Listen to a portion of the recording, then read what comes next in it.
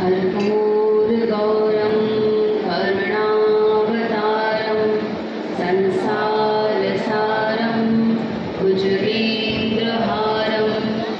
सदा वसन्तं हृदयारविन्दे भवं भवानी सहितं नमामि। ॐ नमः शिवाय। ॐ नमः शिवाय। ॐ नमः शिवाय। ॐ नमः शिवाय। ॐ गुरुर्ब्रह्मा गुरुर्विष्णु गुरुर्देवो महेश्वरः गुरुर्साक्षात् परब्रह्म तस्मै श्री गुरुवे नमः। ॐ शान्ति शान्ति शान्तिः।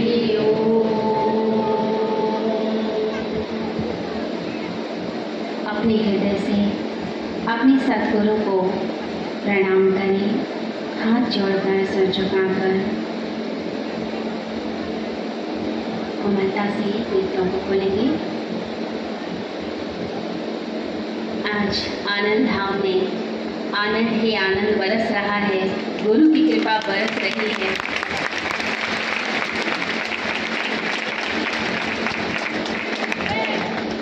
भक्त का सबसे बड़ा उत्सव भक्तों के लिए जो उनके देवता हैं, जो गुरुदेव हैं, वो उनके सम्मुख बैठे हुए हैं। इस गुरु पूर्णिमा के अवसर पर मैं सभी भक्तों को शुभकामनाएं देती हूँ। गुरु पूर्णिमा की बहुत बहुत बधाई हो आप सभी भक्तों को। मातृशक्ति भद्रपुरुषों गुरुदेव को हम प्रणाम करते हैं। धर्म जीवन को देखने का एक काव्यात्मक ढंग है। हम दो तरह से जिंदगी को देखते हैं। एक दृष्टि होती है, जो दृष्टि होती है तर्क की, जो लॉजिक की दृष्टि होती है, जिसमें हम अपने रैशनल माइंड का प्रयोग करते हैं, हम गणित का प्रयोग करते हैं, हम साइंस की बात करते हैं, टेक्नोलॉजी की बात करते हैं। जो मन तर्क की तरफ चल पड़ा, जो चीज़ों को काटता चला जाता है, जो कमियां निकालता चला जाता है, जो दोषों को देखता है, दूसरे को इतना एनालाइज कर लेता है, वो सिर्फ दुख की ओर ही यात्रा कर रहा है, वो दुख की ओर चल रहा है। परंतु एक और दृष्टि होती है जीवन जीने की, वो दृष्टि होती है काव्य की, वो दृष्टि होती है प्रेम की, वो दृष्टि होती है श्रद्धा की।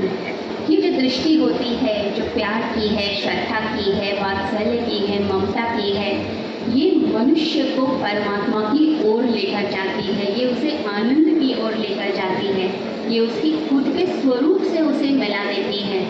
परंतु जो चॉइस होती है, जो चुनाव होता है, वो हमारे हाथ में होता है कि हमें किस ओर चलना है। हमें बुद्धि के सहारे चलना है या हमें हृदय के द्वार से ही चलना है। जो हृदय के मार्ग से चल पड़ते हैं उनके लिए परमात्मा फिर बहुत दूर नहीं रहता, फिर उनके सारे सपने पूर्ण होने लग जाते हैं, सारी इच्छाएं पूर्ण होने लगती हैं, क्योंकि उन्होंने फिर समर्पण ही कर दिया, परमात्मा के मार्ग पर चल पड़े। तो जो धार्मिक व्यक्ति होता है वह व्यक्ति बड़ा ही प्यारा व्यक्ति होता है। जो धर्म पर चल रहा है, हृदय की बात सुन रहा है, उसके जीवन में शीतलता होती है, एक अद्भुत सौंदर्य होता है। वो चंद्रमा को भी देखता है तो बड़ी ही प्रेम से देखता है, उससे उसे ऊर्जा मिलने लगती है, एनर्जी मिलने लग जाती है। जिन लोगों के वो साथ रहता है उनसे भी बड़ा ही प्रेम करता है, प्रेम भरा बर्ताव करता है, अपने दिमाग को ज़्यादा नहीं लगाता, परंतु दिल की बात को बहुत जल्दी समझ लेता है। वो गुरु के प्रति भी जब निष्ठा बनाता है, श्रद्धा बनाता है, तो इतनी गहरी श्रद्धा बना लेता है कि दोनों उसके रोम रोम में बस जाते हैं, उसकी सांसों सांसों में बस जाते हैं। तो जो भक्त होगा वो अपने आप को पूरी तरह से समर्पित करके चलेगा, अपने गुरु के रास्ते पर चलता है। वो गुरु पूर्णिमा पर भी आता है तो गुरु के चरणों में पुष्प चढ़ाता है, वो स्वयं को ही चढ़ा देता है गुरु के चरणों में कि गुरु ही मेरा जीवन, गुरु ही मेरे प्राण, गुरु ही मेरे लिए सब कुछ है। तभी आपने सोचा बहुत सारी पूर्णिमाएँ होती हैं, परंतु आषाढ़ की पूर्णिमा को ही क्यों चुना गया है। बहुत सारी प्यारी पूर्णिमाएँ हैं। शरद की पूर्णिमा भी मानी जाती है, बहुत सुंदर होती है, जिसमें चंद्रमा बहुत ही सुंदर दिखाई देता है। परंतु आषाढ़ की जो पूर्णिमा है उसी को गुरु पूर्णिमा के रूप में मनाया जाता है। आषाढ़ की जो पूर्णिमा है उसमें गुरु जो है वो चंद्र रूप में होते हैं और जो आषाढ़ है वो शिष्य है।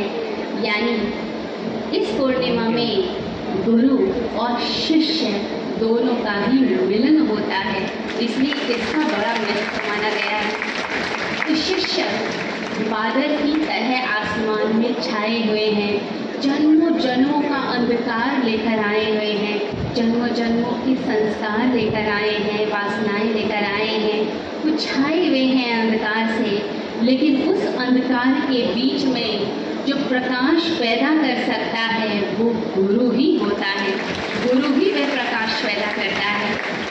तो गुरु चंद्रमा, अगर देखा जाए तो सूर्य की उपमा भी दी जा सकती थी, परंतु सूर्य को क्यों नहीं चुना गया, चंद्रमा को क्यों चुना गया। सूर्य का जो प्रकाश है वो स्वयं का प्रकाश है, उसमें बहुत ही तीव्रता होती है, बड़ी ही ऊष्मा होती है। परंतु जो चंद्रमा का प्रकाश होता है वो बड़ा शीतल होता है, वो प्रकाश स्वयं का तो नहीं होता, परमात्मा का ही प्रकाश गुरु लेकर आते हैं। जैसे चंद्रमा सूर्य का प्रकाश लेकर फिर पृथ्वी को देता है, तो गुरु निमित्त मात्र हैं, उपकरण हैं, वो परमात्मा के प्रकाश को लेकर उसके गुण धर्म को बदलकर फिर शिष्यों को प्रदान करते हैं। इससे गुरु का जो प्रकाश है बड़ा ही शीतल होता है, बड़ा ही निर्मल होता है। इसे बहुत से लोग दुखी मन से आते हैं, परेशान होते हैं, लेकिन जैसे ही गुरुदेव को देख लेते हैं तो उनके मन में शांति आ जाती है कि अब मेरे सारे काम बन जाने वाले हैं, अब कोई दुख नहीं रहने वाला, क्योंकि वो शीतल प्रकाश है। दूसरी बात, सूर्य सदा एक सा ही रहता है, लेकिन चंद्रमा घटता बैठता है। चंद्रमा ने अमावस्या भी देखी है और पूर्णिमा भी देखी है। तो गुरु कभी शिष्य थे, उन्होंने वो अंधकार के पल जाने हैं, उन्हें पता है क्या क्या भूलें हो जाती हैं, क्या क्या दिक्कतें होती हैं, और अपने पूर्णत्व तक भी पहुँचे हैं। इसलिए गुरु को चंद्रमा कहा गया है। जब आप कभी चंद्रमा को देखें तो उस चंद्रमा के प्रकाश को देखते हुए अपने गुरुवर को याद कर लें। यह मेरे गुरुवर हैं जो शीतलता मुझे दे रहे हैं, बस इन्हीं की ओर ही मुझे मुक्त करना है।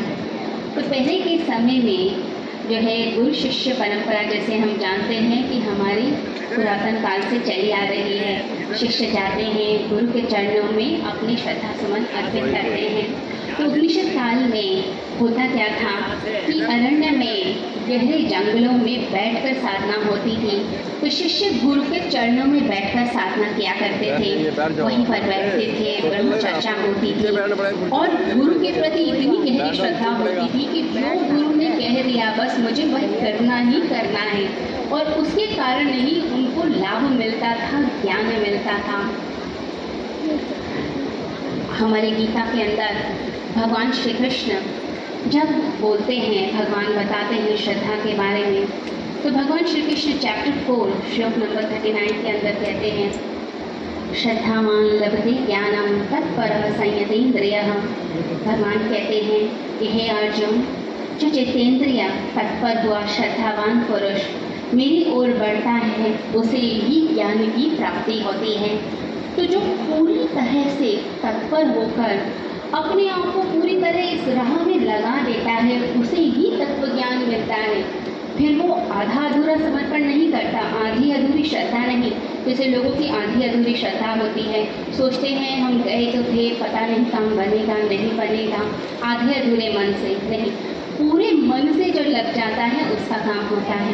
तो कहते हैं कि एक साधु का नियम था, वो हर सांझ को जो कुछ उसे प्राप्त होता भिक्षा से वो सब कुछ बांट दिया करता था। वो कहता था कि समर्पण ही सूत्र है, वही कुंजी है, जो प्रभु की मर्जी होती है वही होता है।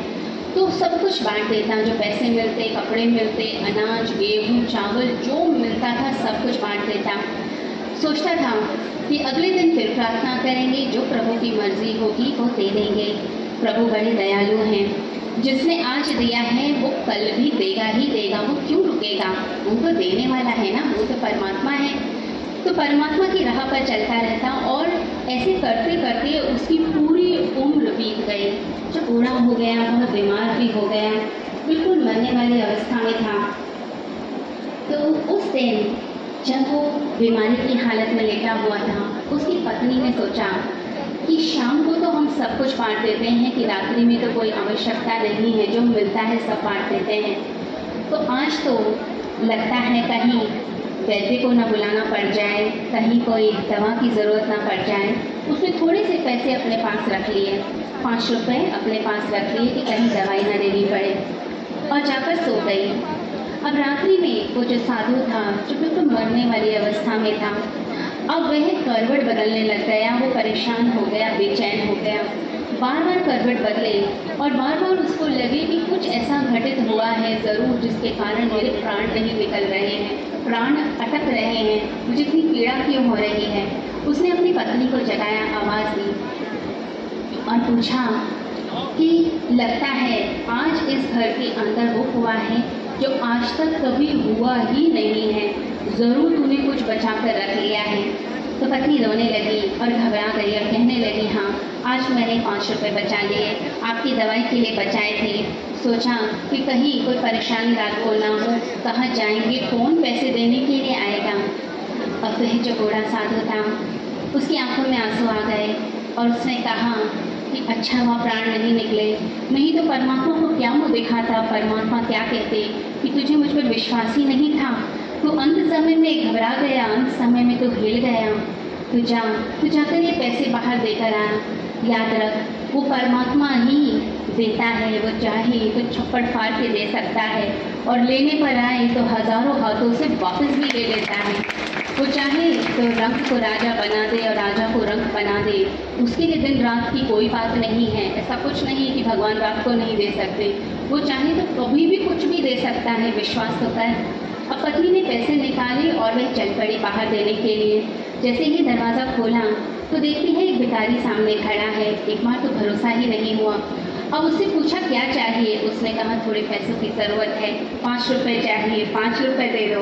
अब वो साधु ज़ोर से हंसने लगा और उसने कहा जो 5 रुपये लेने के लिए किसी को भेज सकता है तो क्या 5 रुपये देने के लिए किसी को नहीं भेज सकता।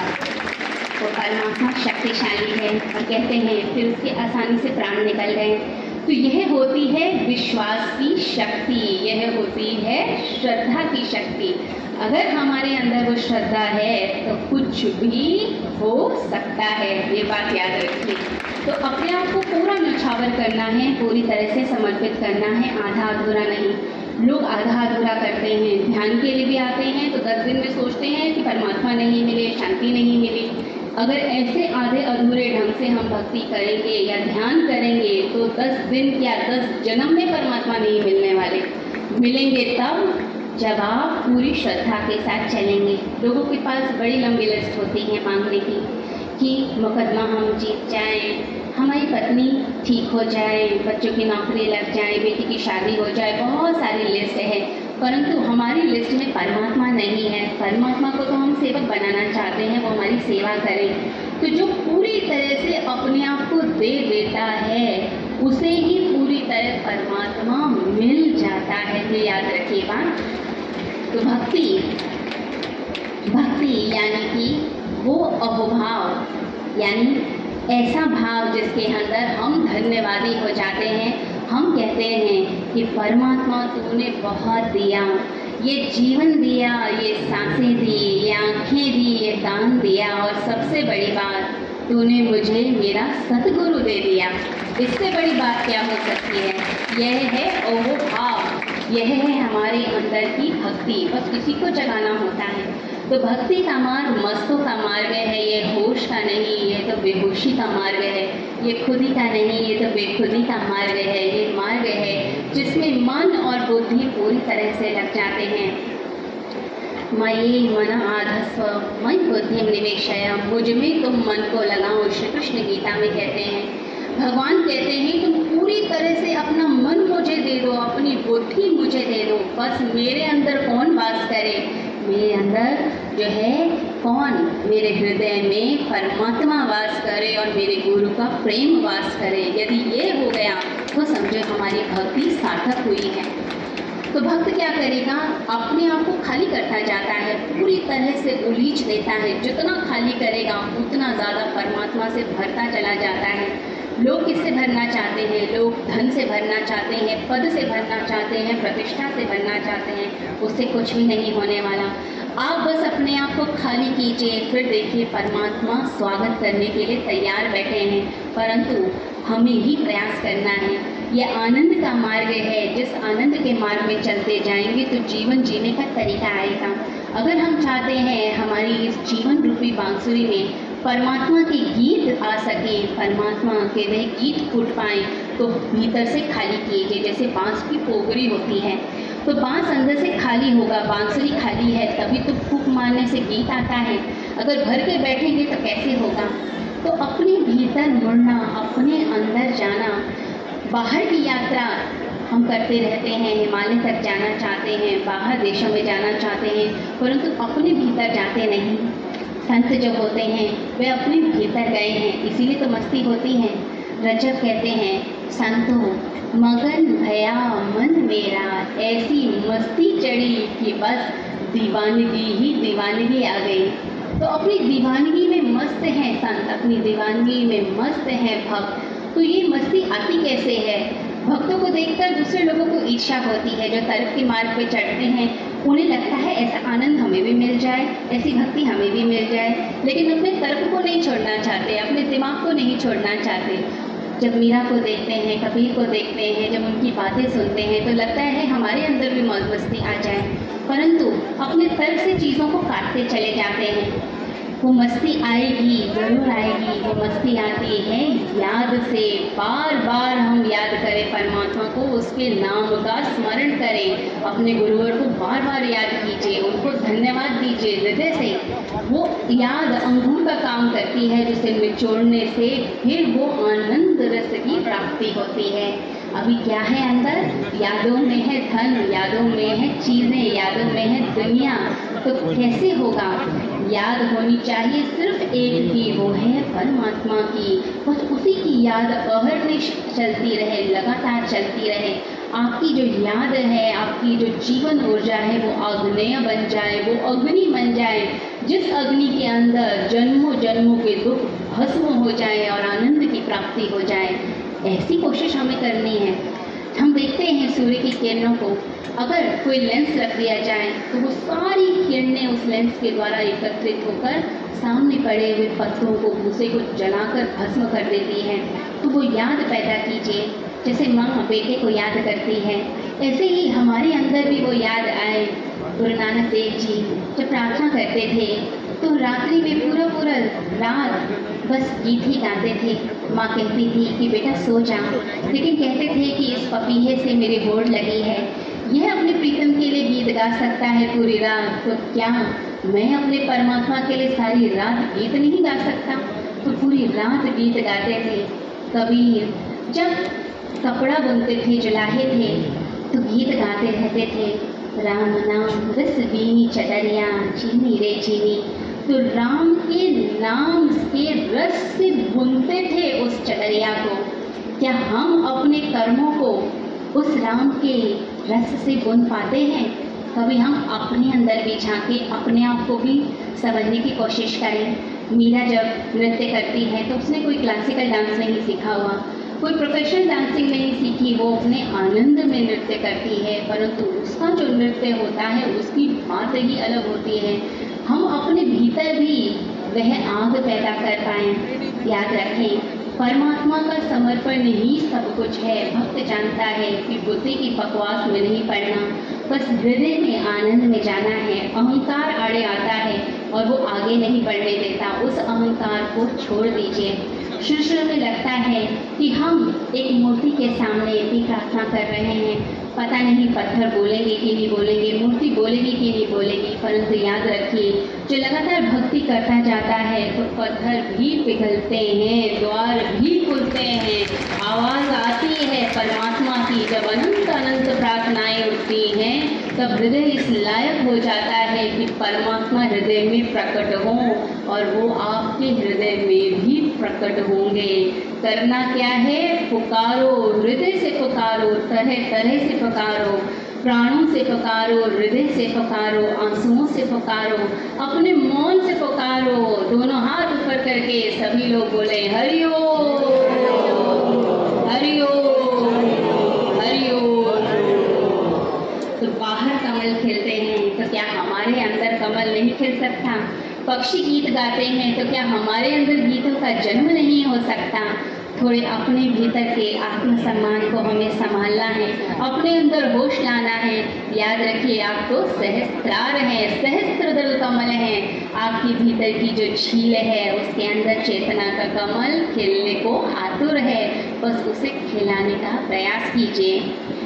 एक बार कहा जाता है कि एक साधु के पास एक व्यक्ति आया कि मुझे भक्ति सिखा दो, मुझे प्रेम सिखा दो, मैं प्रार्थना करना चाहता हूँ, भक्ति करना चाहता हूँ। तो साधु बड़ी जोर से हंसा।